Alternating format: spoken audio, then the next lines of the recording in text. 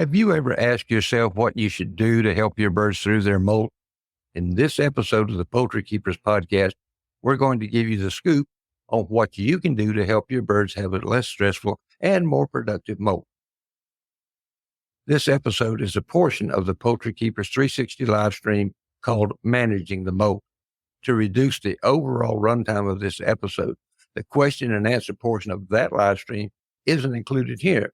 So if you want to see the entire live stream, it's archived on the Poultry Keepers 360 YouTube channel under the live tab.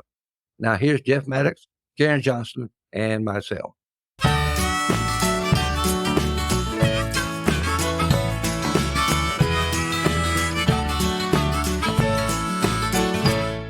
I'm going to turn it over to Jeff and let him explain what the heck the molt is and what it can do and what it should do and all the ins and outs about it. So, Jeff, it's all yours, buddy.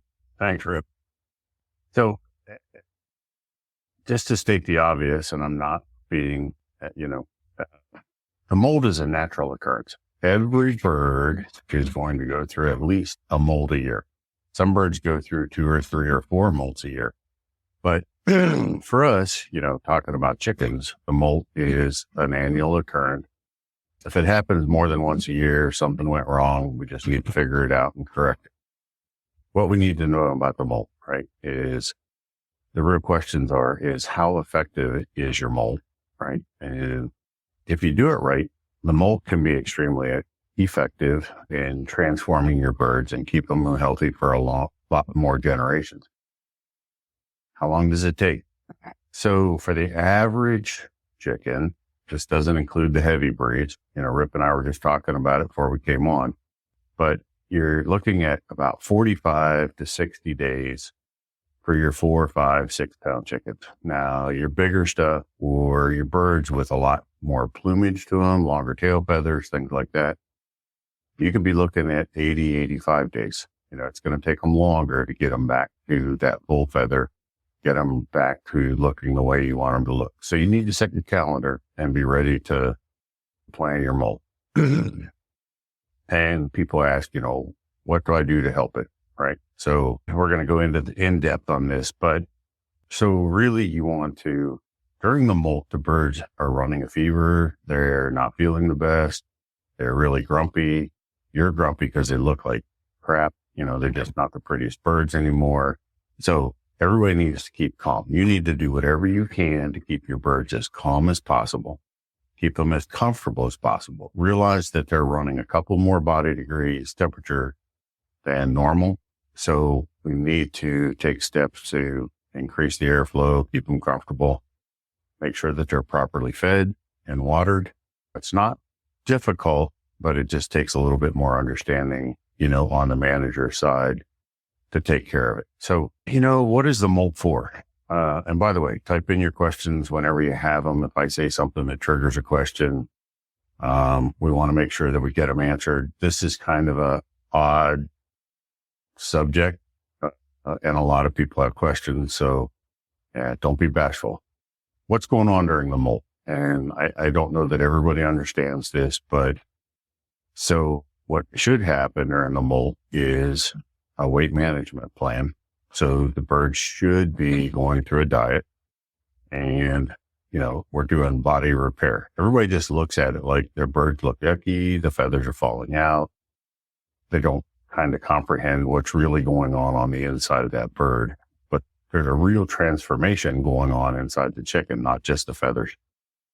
So the managing factors are weighing.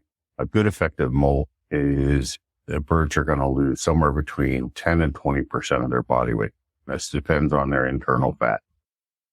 Okay. So we want to melt all of those internal fat deposits off during the molt, or as much as we can. So that can be 10 to 20%, depending on the amount of that internal fat. We also, during this time, we want to shrink the ovaries and the testicles and get them back down to pullet size or cockerel size. So they're going to be a lot more effective. We're going to end up with better fertility and better egg production. So your hatchability should improve if the molt went well and we did what we wanted to do. Your next round of fertility for hatching eggs should be better.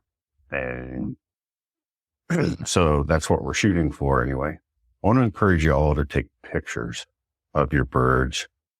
Not every bird, your key birds, the birds that you have the highest level of interest in. I know you're interested in all of them, but everybody has their special ones. So take some good pictures, get some close-ups, different angles, different views. And we want to be able to do before and after pictures. So hopefully you can get pictures before the feathers start falling off. You can get them while they're still fairly well feathered. I mean, get as close as you can. And you want to look at your feather quality.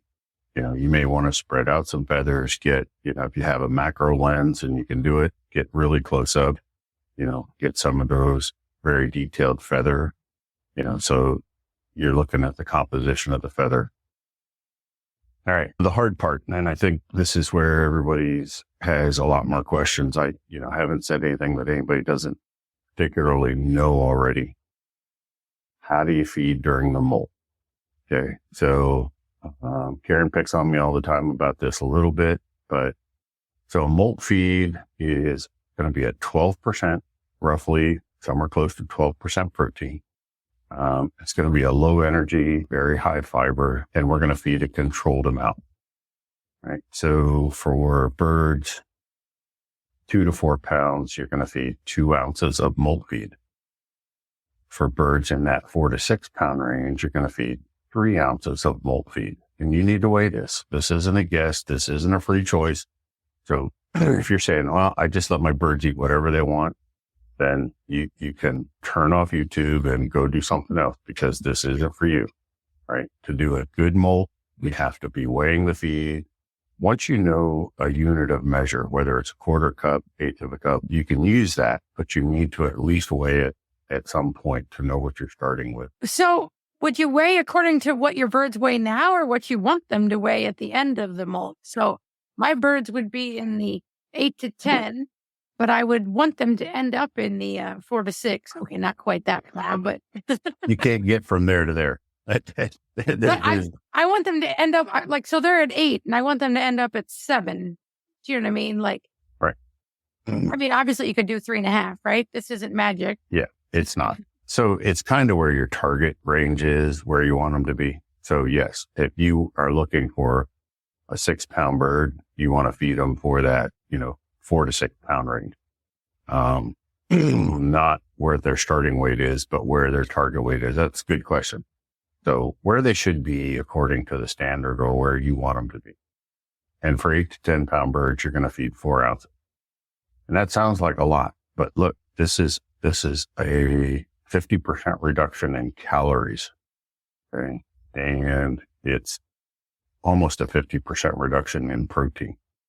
Right. And so the reason for the really high fiber is to bulk them up. Right. So they feel satiated, they feel full, but they're not full of starches and carbohydrates and fats and proteins. Right. And this is not a cruel and inhumane. This isn't when we talk about forced molding back in the old days, like you would take away their light for, 48 hours, and you take away their feed for 3 days. And if that didn't work, then you took away their water for a couple of days. So that's almost getting to the point of being outlawed, but that's the old term of forced molding. But theoretically, you haven't said anything yet that you couldn't just do when the birds choose to molt, right? I mean, so far, all the things you've listed, weigh them ahead of time, feed them a different feed, right? Wait till they lose. I mean, theoretically, you could do that for every bird individually if you had the patience for that. Whenever that happens. Yeah, you are right. You could do that on an individual bird basis, but if you got more than 10 birds, I don't think that's going to happen. So otherwise, you'd have to have them completely segregated. So, the birds would have to then be individualized or individual pens. This still allows for grouping. Like you could still run, as long as you had enough feeder space for everybody to eat at the same time, you could run a group of 100 birds, and it doesn't matter because you're going to feed a known quantity, and based on weight, you're going to feed what they need, but Do you have any logic or any knowledge as to why Purina wants to do feather fixer and raise the protein during the molt? You hear that a lot, right? Yeah. And so they're already trying to get them out of the molt. They didn't even give the bird a chance to molt, right? And do everything it needs to do. Like, it didn't get a chance to drop all of its feathers, didn't get a chance to lose any body weight. It didn't get a chance to shrink ovaries. It didn't get it. We neglected all of that. Okay, I don't want to get shot for this, and no hate mail, please. But here's the deal, right? As chicken lovers, we're trying to help our birds, and we want to fix them as quick as we can. Purina is taking advantage of that emotional feeling and saying, oh, feed this and help them through the molt faster. Well, okay, so that's what happened. But if we don't lose that internal body weight, the birds might look good faster, but they're not any healthier. So if people are doing breeding, we're not helping perpetuate our line further down the road. We're just going to keep internal fat for another year and add to it and going to compound the problem. Jeff, could I throw a comment in there on Yes, that? sir. Over the past couple of years, I don't know how many folks I've talked to, but they have been, and these are primarily large fowl breeders, but they almost to a person say, my birds laid pretty good as pullets, but then when they got into that second year's hens, production went to pot. And I said, probably because your birds are too fat. And I would explain what to do. And some did, some didn't, but the ones that did invariably came back to me and said, I tried what you were talking about and you were right. It makes a big difference. Yeah, it makes a huge difference. So pullet should lay, it's still going to lay the best, right? But the second cycle should be 85 or 90% of what she laid as a pullet. So the great breeders that are out there, they kept track of how many eggs their pullets laid, right? And that next lay cycle should be, like I said, 85, 90% of what the first lay cycle was. The third lay cycle should be 85 or 90% of what the second lay cycle was, right? So they lose approximately 10 or 15% each year in those lay cycles. Now, somewhere out around year 4 or 5, they kind of level off. And, so the fourth lay cycle, fifth lay cycle, they're all going to be, unless we screw something up, they're all going to be pretty much the same. She kind of holds off there 4, 5, and 6. And then 7, she starts declining in 8, 9, she's really tapering off. You're lucky if you're getting eggs out of her at that point. But, there are some very productive hens still out at year 7 and 8. And, enough to create progeny, a high quality egg that you can hatch so that you don't lose that family line. That is very possible. And I'm sure there's a lot of people out there shaking their head like, Jeff's lost his mind. He's crazy. This ain't going to happen. But I'm getting a lot of reports of 7, 8-year-old hens still hatching eggs, still doing fine. But putting them through this molt is part of that procedure. So back to the managing factors on the molt, you need to be in a situation where you can reduce and control lighting on those birds. We need to get the lights down to 10 or 11 hours. So you're going to have some indoor housing for them where you can control sunrise. I'm not worried about sunset. I'm worried about when they first see light in the morning. So having that sort of environment or that sort of housing that you can control that light exposure. So the biggest one, and I left it for last, is going to be the environment that the birds are in. So molt inevitably happens for most people during the hottest time of the year. Airflow, having good airflow is going to be critical. So you may want to invest in fans or something else to help them. Want to make sure that you got plenty of shade. Try and figure out a way to make sure that they're getting, good cool water throughout the day, as cool as possible. You can even think about putting ice in a water reservoir that then gravity flows just so that you know that you're getting cooler water. Remember, they got a fever going on inside it. Everything we can do to help them be more comfortable is going to be good. And the other thing to think about is plenty of space. They may need more space than you typically allow them throughout the rest of the year. So they're going to be really grouchy. And like I said, they're going through a I want to avoid cannibalism. So giving them a little bit of extra space, you got to watch their personality and see if they're getting really irritable. We just don't need them to start fighting and carrying on and tearing each other up. That doesn't lead to a good looking bird on the other side. Jeff, along those lines, I think some of that is somewhat breed dependent. Your larger birds, Cochins, Orpingtons, and Brahmas seem to be very mild. They don't kind of get this fight or flight thing going on during the molt. Most of your dual purpose breeds they tend to be on the heavier side. So again, they have a little bit calmer temperament, but where I see it just go absolutely berserk is in some of the game breeds, some of the Mediterranean breeds, those little high energy things. They get ill and fractious at the drop of a hat when they're molting. Pretty much any stress, those gamier birds, anything that triggers them with stress is going to cause them to want to rip into something. So we just need to be careful and conscious of that. And all right. Can we talk light for a little bit here? Yeah. All right. So right there, telling me that I have to control the lighting and reduce it makes me, not want to do it because I don't want to build.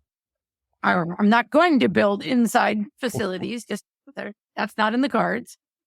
But you also said that most birds molt in the hottest part of the year, which is not when the light is. So, they naturally molt when the light is longer than that.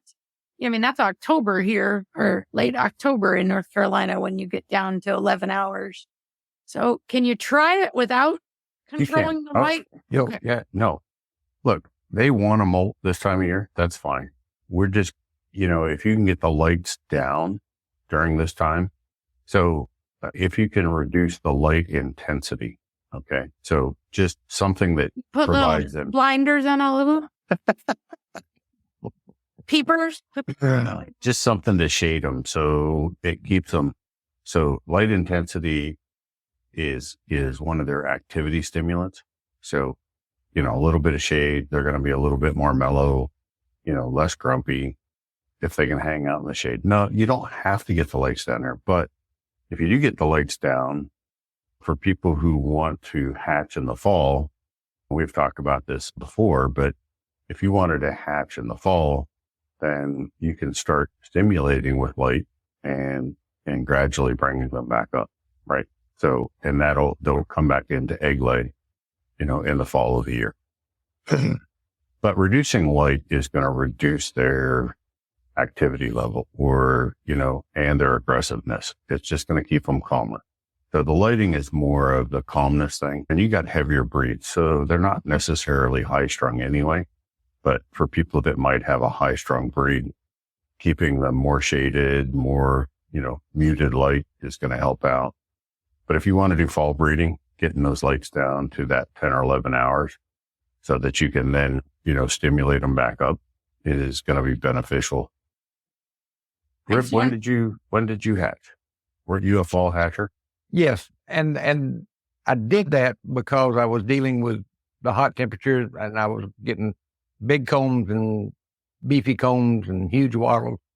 And I found out that by hatching in the fall and in the winter, I could control that to some degree and shrink those combs and wattles back down to where they look more like they should.